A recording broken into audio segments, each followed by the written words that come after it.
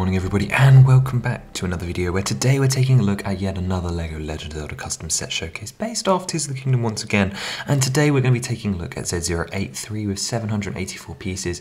This is the Depths Hideout Infiltration and is obviously based off the yiga bases where you can get some wonderful schematics in the depths. And not only will we be taking a look at this set in detail, but we will be combining it with the other depth sets from this wave, including the Frogs mining encounter, and then also Z077, the Ultra and Creativity Toolbox, to show what we can do when we add a little bit of Zonai power to these yiga vehicles. But this set is aged for ages 8 and up for 784 pieces, retailing for £59.99 Great British pounds with 3 figures, all of which are reuses here today. Let's quickly read that description without wasting any further time, get into opening the box. Return to the depths to hunt for valuable resources in the all-new LEGO Legend of Zelda playset based off Tears of the Kingdom. Search the yiga base in the shadows to collect bombs, bananas and their secret knowledge, but don't get spotted by the patrolling Gloom Dredger and use Link's paraglider to soar away. Combine with Z072 to make your depths larger and add Z077 to power up yiga defenses with your creativity. So, as mentioned, let's open up that box. You find 8 numbered bags and 2 instruction manuals, meaning this build can be shared with 2 people. Inside that first manual, we will see that bag 1 builds all of our small accessories. This includes the paraglider, a stand for that, as well as the yiga Gloom Dredger car defense mechanism, and it gives us our soldier armor Link figure as well. Bag 2 starts the tent. You can see the slopes there on the side building up the base of it, and of course our sand green base. Bag 3 gives us our first yiga foot soldier figure, as well as sort of encloses that room. Bag 4 does the roof for it. Bag 5 gives us our third and final figure while building the tower section, and bag 6 adds the tree or mushroom tree to the top. Then, opening our second manual, we will see that bag 7 builds the majority of our rock face, and bag 8 details it up and builds the little schematic workshop on top, leaving us with a finished model of 2 sections with a little bit of a joiner. But let's dive in close to those details. So, I want to start off talking about the vehicle, one of the little extras included in this set, and obviously this is very, very similar to a lot of the other Zonai-based vehicles that we've seen. Use a unique structure, making use of these spiky pyramidal pieces in order to create like the spikes that Link would get hurt by. We've got 2 Zonai lamps on the front, as well as 2 of these small wheels on the front and then 1 in the middle, just getting 2 of those prints that are exactly the same as in the Ultra and Creativity Toolbox and also in the Koga car set as well. You've got a space in the back EM to place a figure so that a yiga can drive it, and the cool thing about this that you'll be seeing later on is that you can actually attach various different Zonai devices to, say, add flamethrowers or the cannon build, or even construct heads, or even wooden panels to create a more defensed and beefed up car. This is really designed to be the basic model, so that if you have the other set, you can combine and add different things to make all kinds of crazy vehicles for your yiga soldiers. Now obviously this can be placed in front of the build with these 2 different sections, and one thing that aids that is this small extra build here for a fence. This allows the main build to be angled inwards or straight with a little bit, and sort of builds up the impression that you've got this negative space out front where the cars can drive around, which is obviously a feature of the yiga bases. Now this was actually something that was talked about by an ex-LEGO designer on the wonderful new channel Tube Side by James May, who was talking about the Hocus Pocus set as well as the 2012 Haunted Mansion, and the negative space between a gate and a house is still a play space despite not having say a base plate or anything to sort of limit your play in. However, it makes the perfect idea for the vehicles to go around exactly like you would see in game. Now besides this, which yiga base am I actually adapting here? And it's actually a combination between the normal ring fence base where you've got a vehicle in the middle and 2 buildings on the ground, and also the buildings that appear on 2 sky pillars up in the depths, so they're like on rock pillars and there's like planes going around. So it's a combination between those 2, taking the most iconic aspects and just kind of creating some good vibes for it. We're going to leave the main building for last now and move on to the smaller one of the 2, which is the schematic shop, and this is the one that only unlocks when you kill the guards.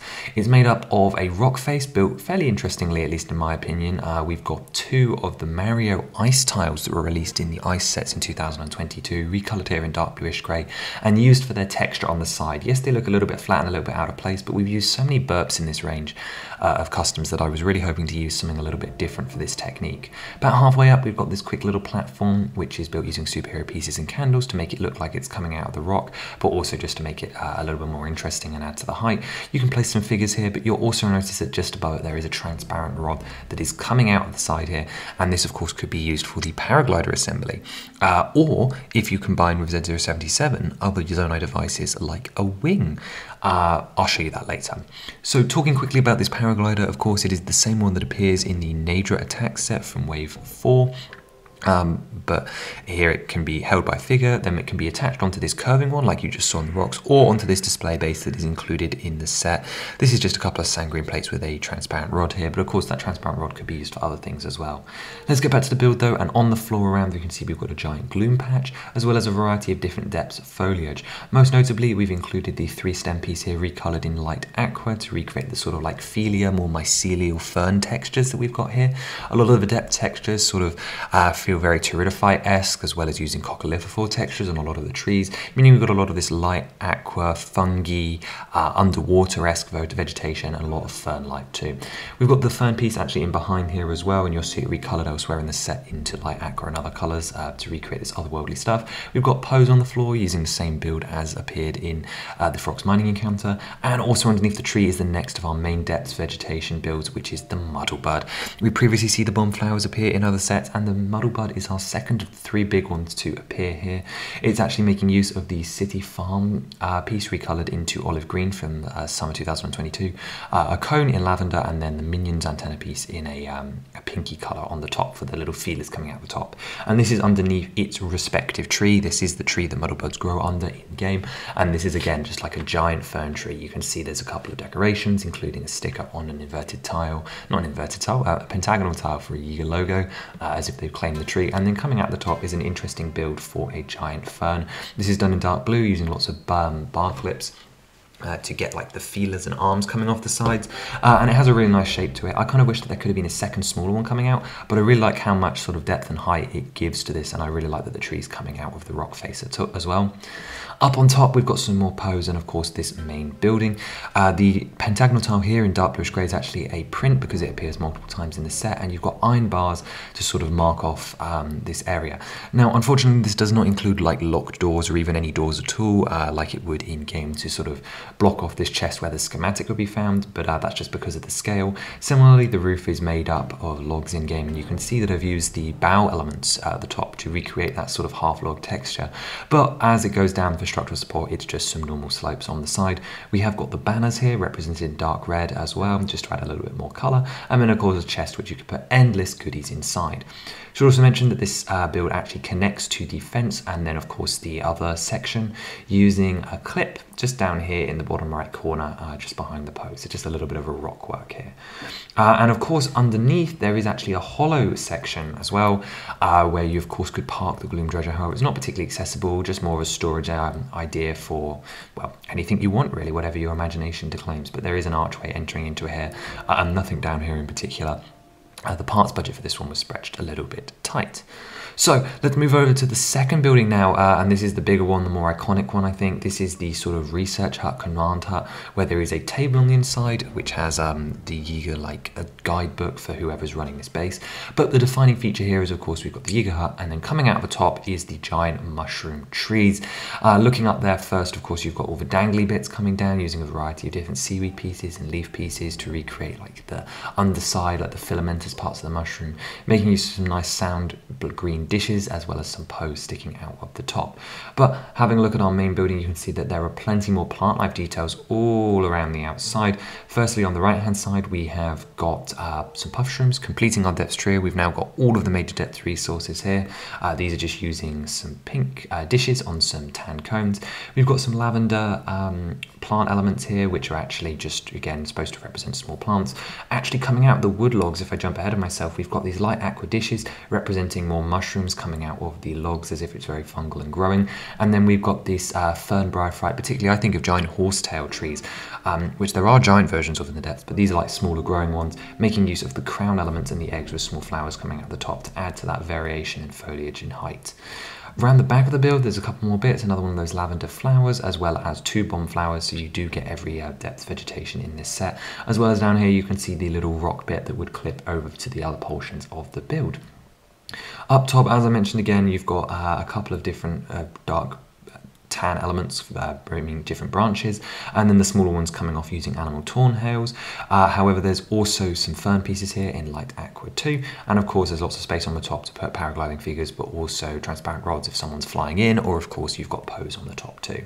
Coming down a little bit to the upper portion of the structure, we have a normal slope built dark bluish grey roof using a snot technique to recreate sort of the trimming of the roof there, and of course this is mostly needing to be pretty simple for stability so that the main structure can come out the top.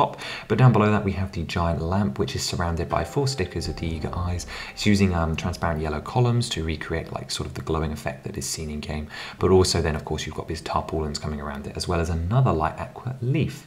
Down a little bit further, of course, we have a large roof structure that's around some metal grating to add a little bit of detail to show the constructed and handmade nature. We've got 2 lamps here on the side, the other version of that printed part that we saw earlier, as well as making great use of the Rivendell fern element in dark bluish grey, which is the colour it's already appeared in, to recreate the awning. And I think this looks absolutely wonderful. I really like the game, and I'm really pleased with how that came out in particular. Really nice part usage, I think, for this set. Over on the right, we have a large banner. This is again a sticker on a 2x6 red tile. It's just coming out the tree, but I really like those banners that sort of like jauntily stick around the bases, so I wanted to include one here. And it would be useful for mock builders who wanted to expand their yiga army. You could have this coming off a vehicle, or if you're building a Gerudo hideout, it would be useful to have a piece like this. And as mentioned, of course, you've got the roof elements, which are using like a dark bluish grey to represent metal or like processed logs. And you've got the red cloth elements, sort of like tying it all together from above. And you can see that it actually does connect together. They're on hinges to go either side of the build. And down below all of those different plants, you can actually see the light bush mushrooms coming out at different angles and stuff, which is just really cool, adds a nice pop of colour. You can also see down below the red slopes of the tent. So of course the dark tan is representing the logs that prop it up, and then the dark red is using a snot technique to represent the flowing sides of the cloth fabric tent. Let's move around to the front and the inside now. We've got a small gloom patch here, but nothing too big because this is like a working area. We have 2 crates out the front, which if we take a look inside, of course, has some bananas in. What else? And in there, really hard to see, you've got this bench, which has a book with the yiga eye in it, which of course you can read to find out more information about the depths. You've got a small candle on the table, so it's been illuminated. And this bench is actually built with half cylinder pieces underneath to make it look like a half log has been attached to 2 other logs, just to make it look more like well, a half log table, very similar to the techniques we used for the benches in Great Sky Island. But that's actually every component in the set, so let's have a quick look about how it would connect to Z077, the Ultra Hand Creativity Toolbox, where adding these Zono devices can make a huge difference to the look of your set. So as I hinted at, adding the Creativity Toolbox allows you to really fortify this. It just allows more of the Yiga's defenses to come into play, and just with 1 copy of the set, you can build everything that you see here. Now it looks a little bit messy, so let's break it down.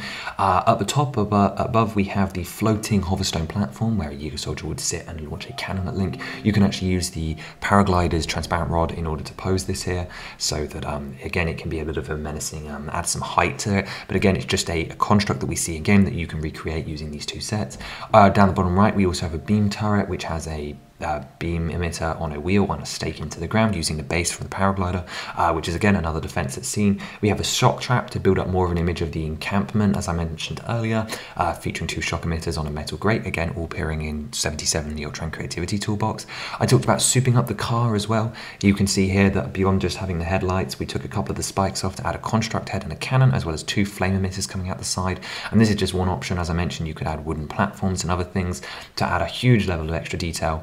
We've even got a version of the monocycle here using its stabilizer, small wheel, and steering stick on top for any of your Yiga soldiers. And then my favorite personally is the bomber plane. I don't remember its exact name. And this is exactly here, posed on the transparent rod as if it's flying around, and this is who you need to shoot to access the schematic. We've got a plane with a light on the top, a cannon underneath, a steering stick, and 2 fans around the back as well, which would just be awesome to have Yiga troops going around on. I think it'd be really cool. And I just think it adds so much diversity and play opportunity. So I really wasn't kidding when I said that Z077, the Ultra Hand Creativity Toolbox, would have been the most applicable set across the way, because it can do so much and adds such an extra layer to any set we add it to, whether it be this one, Stormwind Arc, one that you haven't seen yet. Yeah, any set really can benefit from this one. It's really incredible, and I love how it combines. I really love this image. But that's actually everything we have to take a look at. Let's quickly look at the figures before we combine it with our other depths sets.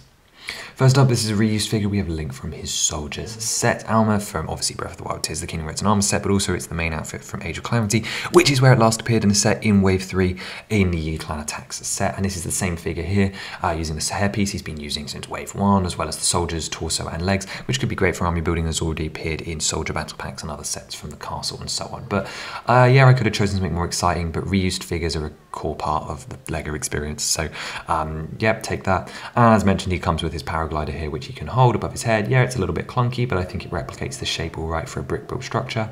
And unless you were going to do a specialist piece, I'm pretty sure this is about as thin as you could get it. Okay, and then that moves us on to the other figures, which are also reuses. You get 2 of them in this set. This is the Yiga Foot Soldier using the same headpiece that we came up with him for in Wave 3, again in that Yiga Clan Attack set, with the Kevin minion piece on the top, so that this headpiece can be used for other characters like Suga. He's got his Demon Carver, but also there's plenty of Zonai weapons and other things in this set to use, and then some simple dual molded legs and arms as well. Great figure for army building, and it's always good to get more of them, especially considering Koga also appears in this wave, so that you can have some foot soldiers for him to recreate his entry at the Grand Abandoned Central Mine. And that's all the figures in this set, so let's combine it with the other depth sets. So here we have Z071 and 72. This is the Depths Defying Master Koga and the Frox Mining Encounter. You can see that the Koga builds are off to the left with the Steward Construct and the Mine of the Forge. They're a little bit detached, they don't really work here, but I thought I'd include them nonetheless. We've got the Boko Encampment from the Frox Mining one, and I think that works really well with the Yiga sets. Yes, I know they don't appear close together, but it just creates that terrain and adds an extra level of depth. In fact, when I show you this second image, which features the Koga cart, it really starts to feel like this is a proper base. You've got the Frox looming in the distance like it is in the Gerudo Desert sections, and you've got the 2 vehicles out front patrolling and looking for invaders, and then of course the Mining Encampment and then the 2 main builds. It really starts to make things feel lush, and I'd be really interesting to see what Mockists would do if sets like this existed, to sort of expand, add more trees and so on. I think this could look really, really interesting, and I actually love how this turned out. I think it's enough depth for now, but maybe you guys feel differently. Maybe you'd like to see more. Now, technically, I'm aware, obviously, that Los Gorondia's Showdown that we looked at just a couple of weeks ago technically takes place in the depths, and there's also one more set coming up that technically take place in the depths, but because those are in different kind of environments, they don't quite fit as well. They're not outside fungal depths in a sense. So I thought I'd leave those out of this image because I thought things would make it a little bit messy, but I actually really love how conducive the color scheme is here. I think it works really well to each other, and I just actually really love how it all comes together. You get to kind of get an idea that if you bought lots of these sets, they would kind of feel like a cohesive style, so that's just really cool. But that's actually going to do it for today and taking a look at Depths Hideout Infiltration. Let me know if there were other bits from the depths you were hoping to see, but hopefully this covers most of the major bases. This one really grew on me. I really love this. We did a ranking a couple of weeks ago, and this was definitely like, it wasn't a firstborn child, but it was definitely like the tier below that. I actually just really love how it came out, and also I'm a sucker for the connectivity to the other sets from the themes, specifically of course Ultra and Creativity Toolbox. Just giving more uses to that set makes my day, because it's exactly what like LEGO encourages you to do, like combining and stuff and building it, and you've got all these wonderful schematics to like soup up vehicles and stuff. It's just cool. I like it a lot. But of course, adding it to the wave, I cannot believe that there's only 5 sets left to go. This wave is starting to look a lot more complete. It only feels like yesterday that we started it, but when you actually realize the date, it's coming up for a year given Tears of the Kingdom. And yes, I know the sets didn't come out since August, but I've been building these since May 13th, the day after the game came out. But 5 more sets to take a look at. Let's see what's coming up next. And this is Z080, this is Hive. It's fairly obvious what this one is. It contains not only a secret stone collectible, but also a banner collectible, and we'll be heading off towards our final dungeon in the Gerudo Desert. But that does not mean that we are done with the story just yet. Plenty more to see and experience, so I hope you guys have a wonderful rest of your week, and I will see you again next week for something a little different. But we'll be back with the CSS before too long. Have a wonderful rest of your day. Bye-bye.